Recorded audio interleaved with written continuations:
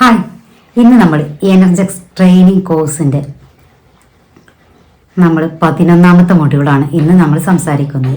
ഇന്ന് ഇതിൽ നമ്മൾ പറയുന്നത് എങ്ങനെയാണ് ഒരു പ്രോഡക്റ്റിൻ്റെ ഐഡിയ നമ്മൾ എടുത്തിട്ടുണ്ട്, എങ്ങനെയാണ് അതിൻ്റെ സെലക്ഷൻ ഫ്രെയിം വർക്ക് എന്തൊക്കെയാണെന്നാണ് നമ്മൾ ഇന്ന് ഇതിൽ നമ്മൾ ചർച്ച ചെയ്യണത്. ഒരു പ്രോഡക്റ്റ് കിട്ടിയ ഉടനെ തന്നെ നമ്മൾ പ്രോഡക്റ്റ് ഉണ്ടാക്കരുത്. നമ്മളൊരു 7 ചോദ്യങ്ങൾ ആ പ്രോഡക്റ്റിനോട് നമ്മൾ ചോദിക്കണം. എന്നാലേ നമുക്ക് ആ പ്രോഡക്റ്റ് മാർക്കറ്റിലേക്ക് ഇറക്കാൻ പറ്റുള്ളൂ. അപ്പോൾ ആ ചോദ്യങ്ങൾ ഏതൊക്കെയാണെന്ന് നമുക്ക് നോക്കാം. ഒന്നാമത്തത് കസ്റ്റമറുടെ പ്രോബ്ലം തന്നെയാണ് കേട്ടോ. കസ്റ്റമറുടെ പ്രോബ്ലം എന്താ, ഡാൻഡ്രഫ് ആണോ, അതോ ആക്നെ ആണോ, അതുപോലെ തന്നെ ഹെയർ ഫാൾ ആണോ, അതുപോലെ എന്താണ് പിഗ്മെന്റേഷൻ ആണോ, എന്താണെന്ന് നമ്മൾ അതിൽ ക്ലിയർ ചെയ്യണം. രണ്ടാമതായിട്ട് നമ്മൾ ശ്രദ്ധിക്കേണ്ടത് എന്താണെന്ന് വെച്ചാൽ അത് ടാർഗറ്റ് കസ്റ്റമർ അടുത്തേക്ക് അതിനെത്തിക്കാൻ പറ്റുമോ എന്നാണ് നമ്മൾ നോക്കേണ്ടത്. ഈ പ്രോബ്ലം ഏറ്റവും കൂടുതൽ ആരാണ് അനുഭവിക്കുന്നത് എന്നാണ് നമ്മൾ ഈ ടാർഗറ്റ് കസ്റ്റമറെ കൊണ്ട് നമ്മൾ ഉദ്ദേശിക്കുന്നത്.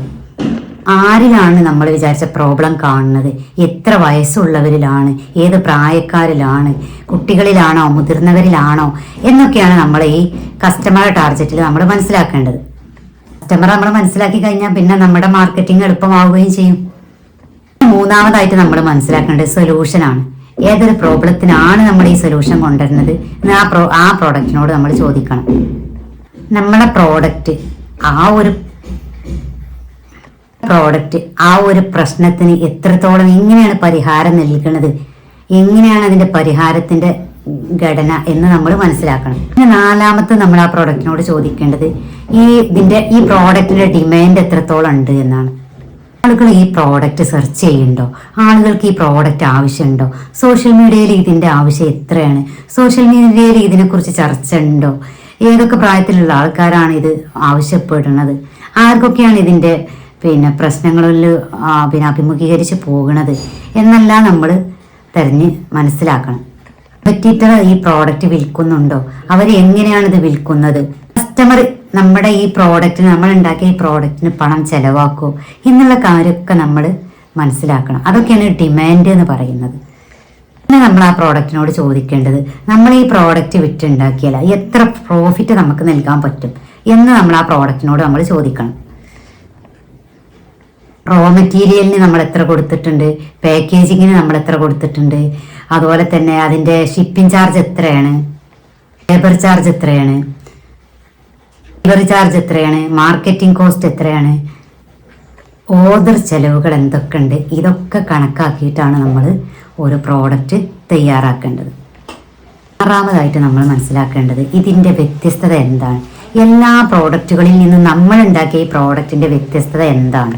എല്ലാവരും പ്രോഡക്റ്റ് ഉണ്ടാക്കുന്നുണ്ട്, പക്ഷെ എൻ്റെ ഈ പ്രോഡക്റ്റിന് എന്തൊക്കെ ഗുണങ്ങളുണ്ട് അതെല്ലാം നമ്മൾ മനസ്സിലാക്കണം. ഇത് കസ്റ്റമർ എങ്ങനെ സ്വീകരിക്കും, അവർക്ക് എത്രത്തോളം ഡിമാൻഡുള്ള ഒരു പ്രോബ്ലത്തിനാണ് ഞാൻ സൊല്യൂഷൻ കൊടുക്കുന്നത്, ഇതെല്ലാം നമ്മൾ ഈ പ്രോഡക്റ്റിനോട് നമ്മൾ ചോദിക്കേണ്ട കാര്യങ്ങളാണ്. അതുപോലെ തന്നെ നമ്മൾ ഈ പ്രോഡക്റ്റ് ഇറക്കി നമ്മൾ ഇതായി കഴിഞ്ഞാൽ ആൾക്ക് പിന്നെ അടുത്തതായിട്ട് നമ്മൾ മനസ്സിലാക്കേണ്ടത് ഈ കസ്റ്റമർ നമ്മുടെ അടുത്തേക്ക് റിപ്പീറ്റ് ആയിട്ട് പിന്നെയും വരുമോ എന്നുള്ളതാണ്. അതിന് പറ്റിയൊരു പ്രോഡക്റ്റ് ആണോ നമ്മൾ ഉണ്ടാക്കണം എന്നുള്ളതാണ്. ഇതൊക്കെയാണ് നമ്മളൊരു പ്രോഡക്റ്റ് ഉണ്ടാക്കുമ്പോൾ നമ്മൾ അതിൻ്റെ ഫ്രെയിം വർക്കായിട്ട് നമ്മൾ ആ പ്രോഡക്റ്റിനോട് ചോദിച്ചാട്ടെന്ന് പറഞ്ഞാൽ നമ്മളോട് ഞാനല്ലേ ചോദിക്കണതല്ല, ആ പ്രോഡക്റ്റ് പറയില്ലല്ലോ. അപ്പോൾ ആ പ്രോഡക്റ്റിനോട് ചോദിച്ച് നമ്മൾ മനസ്സിലാക്കിയിട്ട് നമ്മളൊരു പ്രോഡക്റ്റ് ഇറക്കണോടത്തുള്ള ഒരു ഫ്രെയിം വർക്കാണ് നമ്മൾ ഈ പറഞ്ഞത്. ഈ പ്രോഡക്റ്റ് ഐഡിയ എന്ന് പറഞ്ഞത് നമ്മൾ എവിടുന്ന് തുടങ്ങണം എന്നപ്പോൾ നമ്മൾ ഇതിന് മനസ്സിലാക്കുന്നത് കസ്റ്റമറെ പ്രോബ്ലത്തിൽ നിന്ന് തുടങ്ങണം. അപ്പോഴേ നമുക്ക് അതിനൊരു സൊല്യൂഷനും അതിനൊരു പ്രോഫിറ്റായിട്ടും അതൊരു ഡിമാൻഡായിട്ടും അതൊരു പ്രോബബിലിറ്റി ആയിട്ടും ഒക്കെ വരുള്ളൂ. അപ്പം നമ്മൾ ഒരു പ്രോഡക്റ്റ് ഉണ്ടാക്കുമ്പോൾ ആ പ്രോഡക്റ്റിനോട് നമ്മൾ കാര്യങ്ങൾ ചോദിക്കണം. എന്തൊക്കെയാണ്? ഫസ്റ്റ് തന്നെ എന്താണ്, ഒന്ന് പ്രോബ്ലം, രണ്ടാമത്തെ കസ്റ്റമർ ഏത് കസ്റ്റമർ ആണ് ഇതിനുള്ളത് എന്നുള്ളത്, രണ്ടാമത്തെ ഇതിനെന്തിനെ പരിഹാരം ചെയ്യാൻ കഴിയും, സൊല്യൂഷൻ, നാലാമത്തത് ഡിമാൻഡ്, രണ്ടാമത്തത് നമുക്ക് ഇതിന് പ്രോഫിറ്റ് കിട്ടാൻ പറ്റുമോ എന്നുള്ളത്, ആറാമത്തത് ഇതിൻ്റെ ഒരു ഡിഫറൻറ്റേഷൻ, നമ്മുടെ പ്രോഡക്റ്റ് എല്ലാത്തിൽ നിന്നുള്ളൊരു ഡിഫറൻസ്, ഏഴാമത്തതാണ് റിപ്പീറ്റ് കസ്റ്റമർ. അപ്പം ഇതൊക്കെ ഒരു പ്രോഡക്റ്റ് ഉണ്ടെങ്കിൽ നമുക്ക് മാർക്കറ്റിലേക്ക് ഒരു പ്രോഡക്റ്റ് ഇറക്കാൻ പറ്റും എന്നാണ് എൻ്റെ ഒരു കാഴ്ചപ്പാടിൽ. അപ്പം നിങ്ങൾക്ക് ഇതിൻ്റെ ഇതൊക്കെ കണ്ടിട്ട് നിങ്ങൾക്ക് എന്തെങ്കിലും കമൻറ്റ് എഴുതാൻ പറ്റുകയാണെങ്കിൽ ഇതിൽ എഴുതിട്ടോ. ഇന്നൊന്ന് ഞാൻ ഇപ്പം തുടങ്ങിയിട്ടുള്ളൂ.